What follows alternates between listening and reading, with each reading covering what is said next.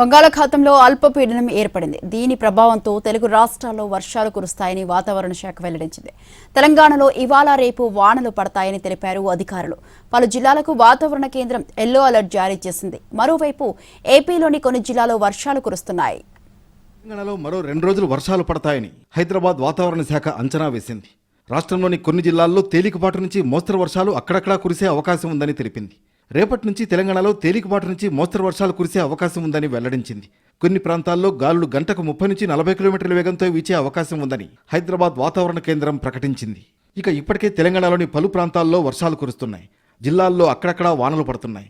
గత ఏడాది కంటే ఈసారి లోటు వర్షపాతం నమోదవుతోంది. ఎల్నినో ప్రభావంతో వర్షాలు పెద్దగా పడటం లేదు. దీంతో అన్నదాతలు వర్షాల కోసం ఎదురు చూస్తున్నారు. గత ఏడాది కంటే సాధారణ వర్షపాతం 20% కంటే తగ్గిపోయింది. రాష్ట్రంలో వర్షాభావ పరిస్థితులు ఎలా ఉన్నాయో దీన్ని బట్టి తెలుస్తోంది. రాబోయే రోజుల్లో కూడా వర్షాలు పెద్దగా ఉండకపోవచ్చని వాతావరణ శాఖ అధికారులు చెబుతున్నారు. అటు ఏపీలో కూడా వర్షాలు కురుస్తున్నాయి. బంగాళాఖాతంలో ఏర్పడిన అల్పపీడనం ప్రభావంతో వర్షాలు పడుతున్నాయి. ఉత్తర దక్షిణ కోస్తాతో పాటు రాయలసీమ ప్రాంతాల్లో వానలు కురుస్తున్నాయి. దీని ప్రభావంతో రాబోయే 3 రోజుల పాటు రాష్ట్రంలో వానలు పడతాయని అమరావతి వాతావరణ శాఖ స్పష్టం చేసింది.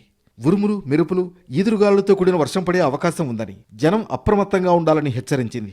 పలు జిల్లాలకు పిడుగుపాటు హెచ్చరికలు జారీ చేసింది. మత్స్యకారులు చేపల వేటకు వెళ్లవద్దని వార్నింగ్ ఇచ్చింది వెదర్ డిపార్ట్మెంట్.